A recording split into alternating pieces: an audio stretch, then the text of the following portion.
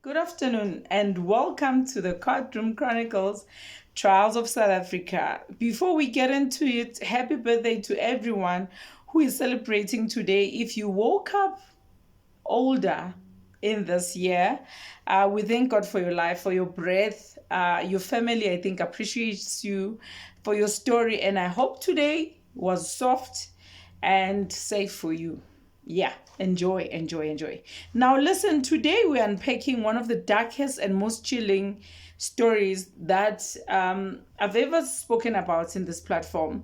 This case is not new, but I am covering it for the first time in this channel because I started this channel on the 3rd of April 2025. So I had never spoken about this particular case. So we're talking about the Limpopo farm case where two women were allegedly killed and fed to pigs. You heard that right. Yes, they were fed to pigs. It's brutal, it's heartbreaking. It is also exposing layers of poverty, power in this country, and things that people don't want to talk about. So let us get into it. So in August 2024, that was last year, exactly a year ago, before I started my channel, Lucia Ndlovu, 34 years old, and Maria Makgato, 45 years old, were reportedly on a farm near Polokwane in Limpopo province, allegedly looking for expired dairy products to feed to pigs. That's what they usually did, according to reports. They went stealing, they went trespassing for trouble, they were trying to feed pigs and maybe themselves. I am not sure about the trespassing, I am not sure about the stealing. But yes, they were looking for these expired products. Ne? Then something unthinkable happened. They were shot and they were killed. And the question that a lot of people had asked, even if they were stealing the products, the expired products, couldn't the owner have called the police to come and arrest these people, not to kill them? So that's another topic for another day. So let us carry on now. They were shot and they were killed. Lucia's husband was with them. He was shot too, but he survived. And because of him, this is why actually the case has made it to court, because he survived and escaped, and he went and reported what had happened. He's the one who ran for help and alerted the authorities. Without him, this might have been just another case, people who have just vanished out of thin air, and we wouldn't have known about all this thing. He was probably going to be the third one, the two women who were shot and killed, and he was going to be the third one there, and we wouldn't have known about all of this. So who has been arrested? 3 men were arrested, and they're facing serious charges. Zachariah Johannes Olivier, 60-year-old, the white farm owner, he is accused of shooting and killing the women. Adrian de Wet, 20 years old, the farm supervisor, he says he was forced to help get rid of the bodies and will come back to his role just now. William Musura is 50 years old, a Zimbabwean farm worker who was now facing murder charges and immigration-related charges under South African law. So now let us talk about something people might remember from the Jocelyn Smith case, is that the Section 204 of the Criminal Procedure Act. So what am I talking about? Well, Section 204 is a legal provision that says if you, as someone involved in a crime, are willing to come clean and testify truthfully for the state, we might not prosecute you. So basically, number 1, you have to tell the truth. Number 2, help us convict the main suspect. And number 3, and we might let you walk. That's exactly what is happening with Adrian de Wet.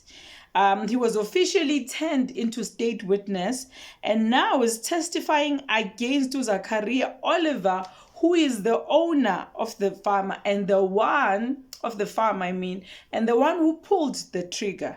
And that Adrian says he was forced under pressure to help dispose of the women's bodies by feeding those bodies to the pigs.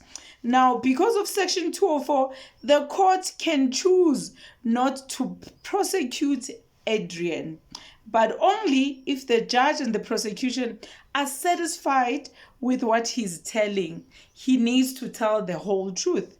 If he lies or changes his story, that deal is off and he'll be tried just like the other people. So we haven't heard from Jocelyn Smith trial what happened to Lauricia Lombard. I don't know, maybe it's something that we'll hear now that it's August. Because someone said that's going to happen in August, but we are still waiting. So let us get back into this case now. Where things stand right now as we talk. The trial officially began yesterday on Monday, 4th of August 2025 at the Polokwane High Court. Adrian de Wet has already started testifying and the matter was postponed so the legal teams can consult further. The court will resume next week, Monday, on the 11th of August 2025. All three men, Oliver, de Wet, and Musora, are still in custody. So, that is what we know about this case. So, I know some of you have seen the pictures of Zachariah and Oliver lately. And yes, he looks like he has lost weight. I'm talking about the farm owner now. And I even saw in one of his court appearances where he was crying. Not the one that they appeared yesterday, but the other one. He was crying. But what does that mean for this case? Absolutely nothing until the evidence tells us the truth. The case is not about appearances, it is about justice. So this isn't just about some sensational headline about pigs and murder. This is about poverty and inequality and the other dynamics that we are still seeing in our country that is claiming lives. It's about people so desperate that they are scavenging expired food. It's about who gets protected and who gets buried. So we are going to follow this trial step by step and I'll bring you every update. For now, drop your comments in the comment section. Do you believe Adrian's version of events? Because now he has turned into state 204. The guy is young. He's 20 years old. I'm sure he said, this guy is 60 and I'm 20. I'm going to go to prison for this. And I didn't even pull the trigger. So now, do you think Section 204 is fair or it's letting criminals off too easy? Let's talk about it, and respectfully, of course. In my channel, if you know me, I don't like making things about race. I know that yes, some crimes were done because of race, but I just want us to be level-headed, to just talk, talk about the crime that has happened, and let me know what you think. Because I've seen in some comment section like the Jaden Limik trial, people ended up disrespecting each other. Now it turned into something else between coloreds and Indians, and I don't want that same energy here. I want us to talk about justice.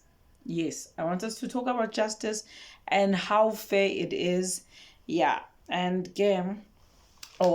how unfair it is. I know it's hard in South Africa not to talk about race. I know. But I need us to be different. To be different. Not to ignore things that are important, but I'm just saying that I don't want anyone fighting with anyone about the race issue. I'm not all about that life. Yeah, so with that being said, see you in the next one, and God bless you. Ciao.